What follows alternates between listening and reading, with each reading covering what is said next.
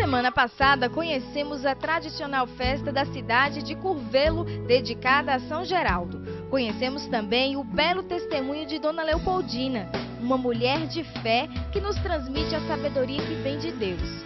Ouvimos as histórias da vida de São Geraldo e diversos testemunhos que enriqueceram a nossa espiritualidade. Hoje continuamos na cidade de Curvelo, onde conheceremos os detalhes da Basílica de São Geraldo, a história dos religiosos redentoristas e, como não poderia faltar, visitaremos o Centro Cultural Dedo de Gente, uma cooperativa de artesanato bem curiosa. Sente só o que vem por aí.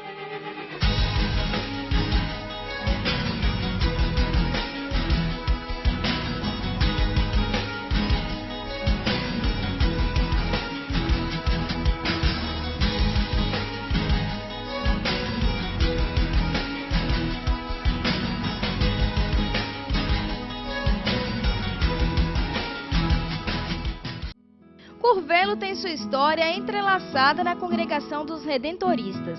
Foram eles que deram ao lugar um toque de espiritualidade especial e ali construíram a basílica dedicada a São Geraldo.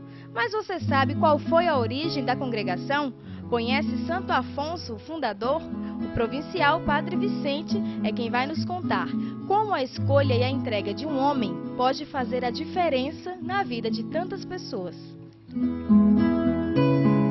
A congregação redentorista, fundada por Santo Afonso Maria de Ligório, em 1732, em Scala, na Itália.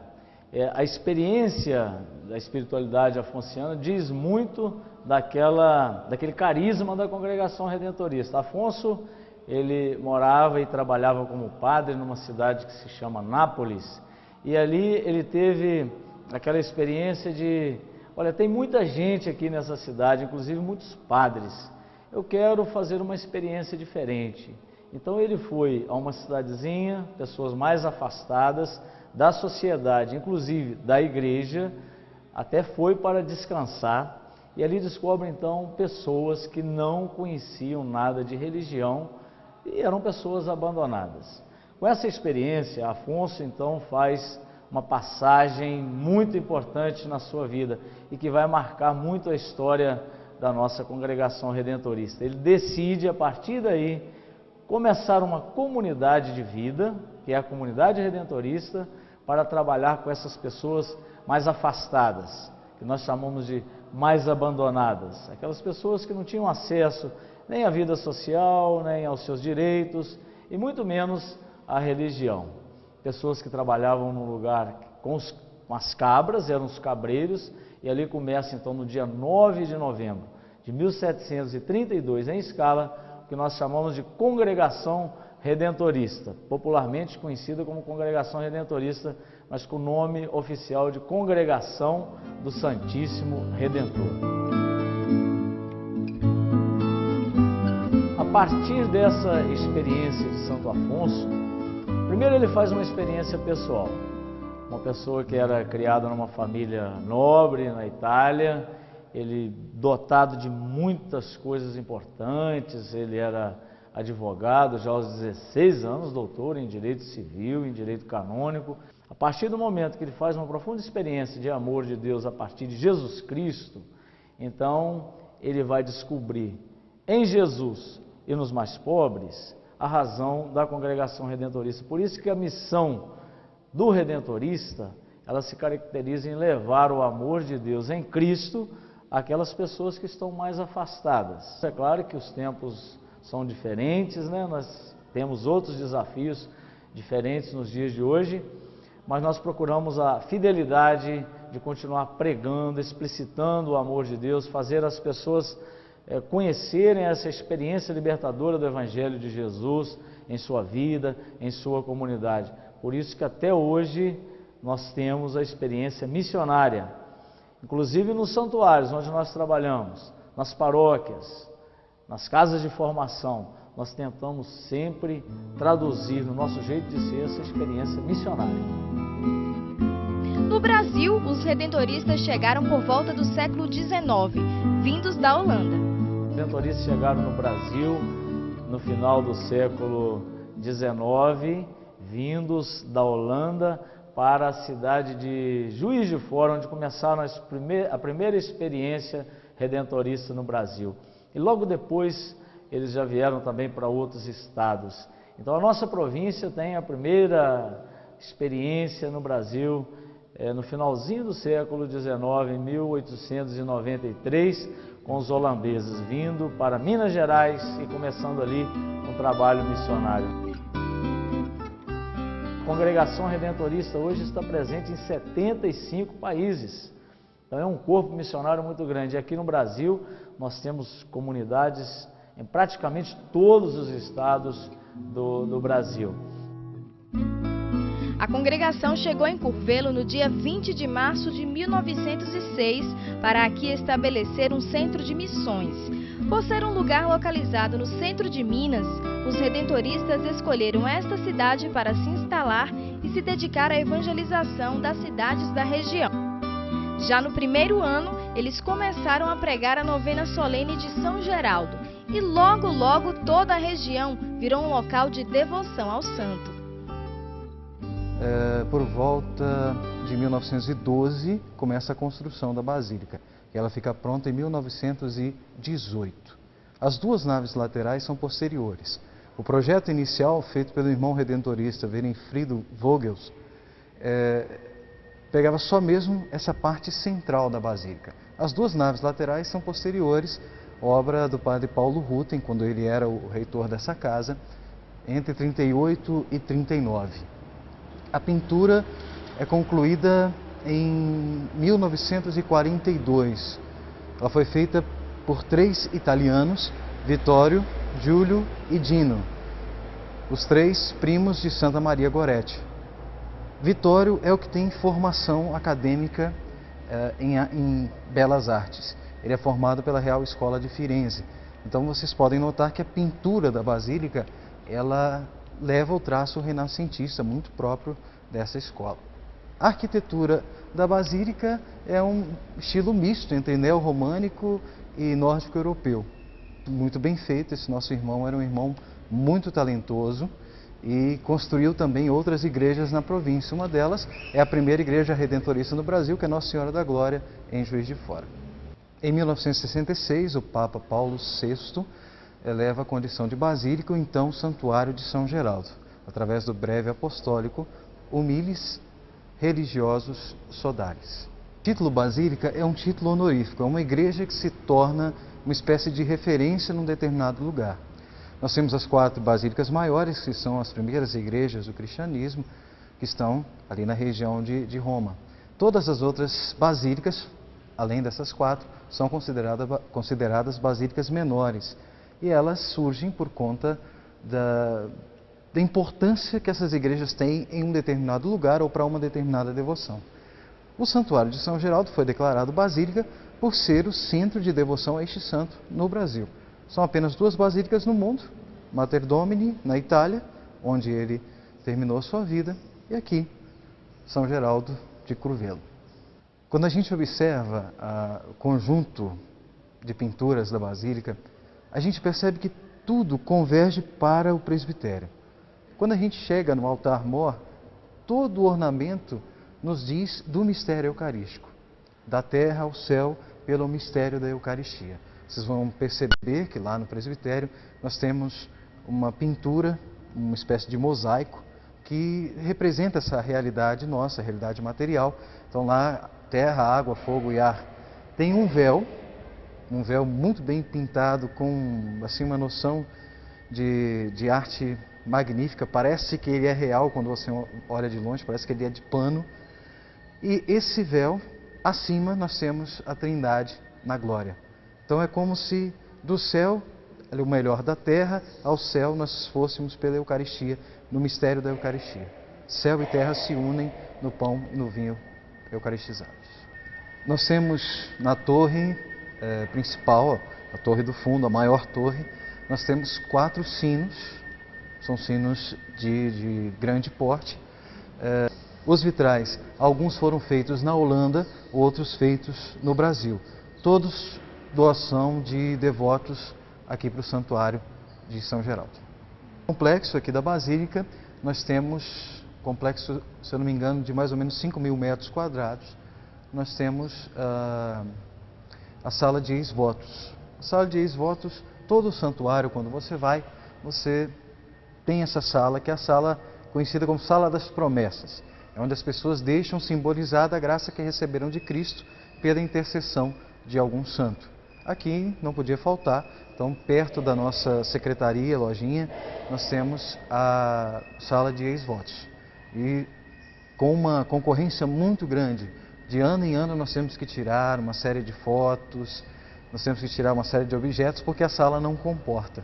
Então, depois de cada oitava, a gente passa, recolhe, guarda com todo carinho, mas a sala não comporta guardar o que os devotos trazem como símbolos, sinais da graça alcançada.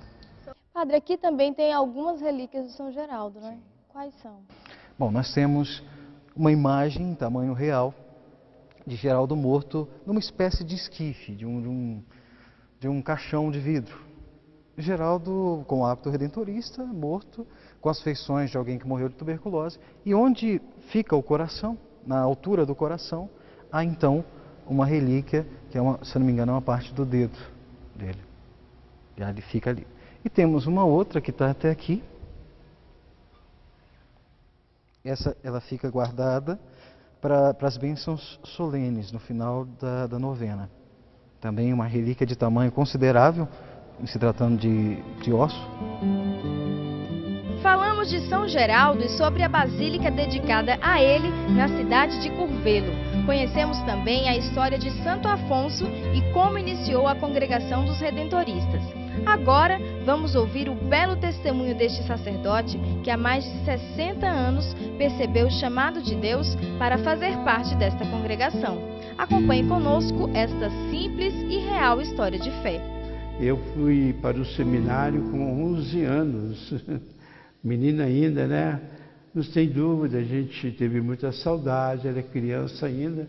Para afirmar a vocação, é um chamamento de Deus que a gente não entende como aparece, né? Então, a gente vai se acostumando, aí vai entendendo melhor pela idade, a gente passa pela adolescência, juventude, então a gente se firma. Eu me firmei principalmente por ocasião do meu término, do meu terceiro ano de ginasial, após ler um livro sobre Nossa Senhora, o grande amor de Maria, o poder desse amor a Maria. Aí eu considero uma conversão minha, para assim corresponder bem melhor. Mas eu estimo, amo e tenho a minha devoção a Nossa Senhora sobre tantos títulos, principalmente sobre o título de Nossa Senhora do Perpétuo Socorro. Que Curvelo tem as portas abertas a Deus, isso nós já sabemos. Mas a arte de qualidade também é uma característica marcante daqui. Descobrimos nesta cidade um grupo com uma sensibilidade artística fora do comum. Vamos então conhecer a cooperativa Dedo de Gente, que possui claramente o toque de Deus na criatividade humana. E para conhecer um pouco mais sobre a cooperativa Dedo de Gente, nós estamos aqui com a Daniele, que trabalha na administração. Sim. Daniele, fala para a gente um pouquinho o que é essa cooperativa. Bom, a cooperativa Dedo de Gente, ela teve início com o projeto do CPCD, o Ser Criança, onde chegam as crianças e desenvolve trabalho de educação, brincadeiras, para quando eles crescerem já terem um objetivo de vida. Que completando os 16 anos, esses jovens vêm para Dedo de Gente, onde passa por um período de capacitação e vão escolher em qual fabriqueta eles querem trabalhar, desenvolver o trabalho educacional aqui também da Dedo de Gente. Uhum. Quem entra aqui pode trabalhar em quê? Quem entra aqui tem 9 fabriquetas, que é serralheria, marcenaria, bordado, doce, casa de passarinho e cartonagem. Eles podem escolher o local que eles querem trabalhar. Uhum. E qual é a contribuição, digamos, social que a Dedo de Gente presta à cidade? Bom, é a educação dos jovens, né? Porque vários jovens que estão na rua, né, que não tem um objetivo de vida ainda. Então aqui é para essa formação, formar um jovem para o mercado de trabalho, onde eles entram aqui, aprendem e podem montar o seu próprio negócio. Porque são vários exemplos que a gente tem aqui, de carpinteiro que já tem seu próprio negócio. Então a ideia aqui é essa, né? O trabalho dos valores humanos, culturais. O que você percebe nas crianças que vêm para cá, nos jovens? Crescimento, amadurecimento? Sim, muito amadurecimento. Às vezes entram muito acanhado e aqui vai desenvolvendo o trabalho de falar bem com as pessoas, na comunicação. Quantos jovens vocês atendem hoje? Curvelho e Araçuaí são 102 jovens, porque aqui foi fundada aqui primeiro a Dirigente Curvelo e a filial que é aberta em Araçuaí. E eles recebem algum estímulo financeiro também? Sim, sim. Como que acontece isso? Bom, tem a produção dos jovens, cada fabriqueta faz os seus produtos artesanais. E essa produção é finalizada no início do mês para ver quanto que cada jovem vai receber. Então, assim, o dinheiro são deles mesmos. Eles são donos daqui, da cooperativa. Então, assim, a gestão, que eu faço parte da gestão, também fiz parte das fabriquetas. E hoje estou na gestão, que a ideia nossa é essa, trazer os jovens daqui mesmo para fazer o seu próprio negócio aqui na Dedo de Gente. E, gente, é incrível, é impressionante ver o material que esses jovens produzem. Mostra pra gente aqui esse anjo, Daniele. Que material é esse? Esse anjo é utilizado de filtro de caminhão. Então, eles montaram esse anjo, tem presépios, a criação é deles mesmo. Vem de cada jovem criação. Achei muito interessante também aquele avião ali. Olha só. Que tipo de material esse aqui é? Tudo material reciclado, tudo material né? reciclado, de sucata, todo de sucata. Aquele também com ferro antigo que colocava carvão. Então, são várias coisas de sucata que eles transformam em peças. Aqui tem criança jogando, helicóptero. Gente, olha que impressionante. Conseguir enxergar, eles pegam primeiro o material para depois... Tem um local só de sucata. Eles vão pegando cada peça para poder ver o que pode transformar, em que peça pode transformar, que vão saindo essas ideias. Então a ideia é dos deles mesmos, dos próprios jovens. Quanto tempo em média deve ter levado para fazer aquele cavalo? Você tem noção? É 15 a 20 dias para fazer esse cavalo, porque essas pecinhas são pregadas uma por uma, então o trabalho é bem grande. O trabalho de dimensão é ferro mesmo.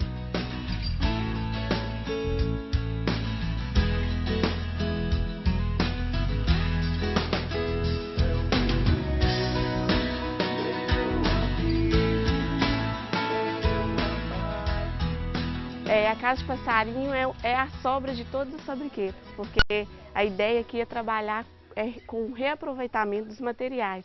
Então sobra retalho de madeira, sobra retalho de tecido, e a gente criou a fabriqueta Casa de Passarinho com esse objetivo, da sobra de todas as fabriquetas e juntar e fazer as casas de passarinho. Então aqui nada sobra? Nada sobra, mesmo tudo aquilo que já é reciclado, é reutilizado. Ainda é reutilizado.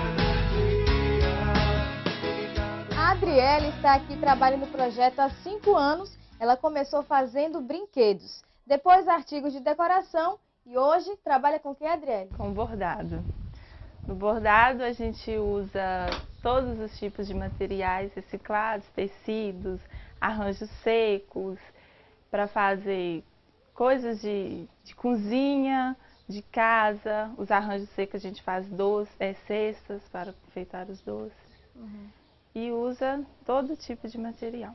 Você gosta do que faz? Gosto muito, aprendi muita coisa aqui na cooperativa, tanto nos bordados, na casa de passarinho, fazer arranjo seco.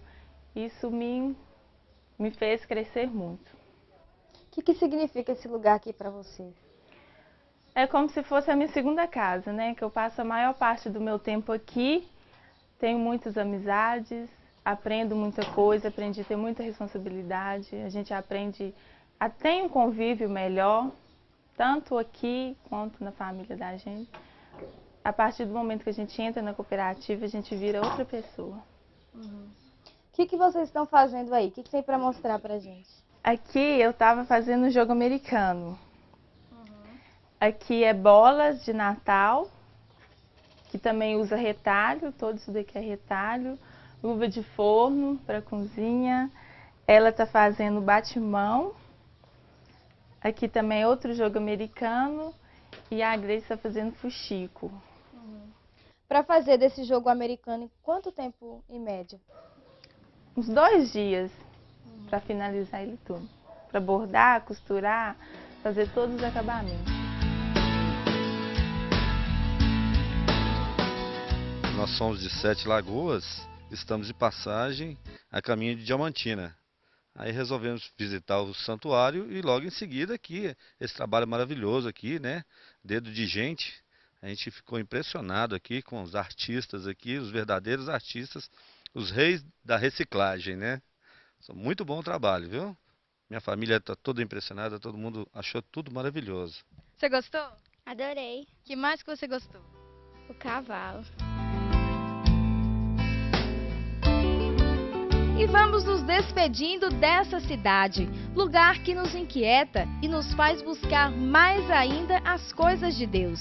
Há algo aqui que está no coração e na fala de muita gente. A fé que a gente tem em São Geraldo, a gente tem muita fé, tá? Venha com fé mesmo. A sua fé. Caminhos de fé, porque Ah, minha filha, se não fosse a fé... Ah, se não fosse a fé, nada teria sentido. A brincadeira na praça, a música, a arquitetura, a arte.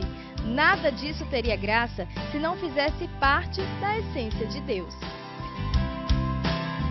E obrigada a você que fez mais essa viagem com a gente. E lembramos, se você quiser levar este programa até a sua cidade, entre em contato conosco. O nosso e-mail é peloscaminhosdafé@cançãonova.com. Um grande abraço, fique com Deus e até o nosso próximo encontro.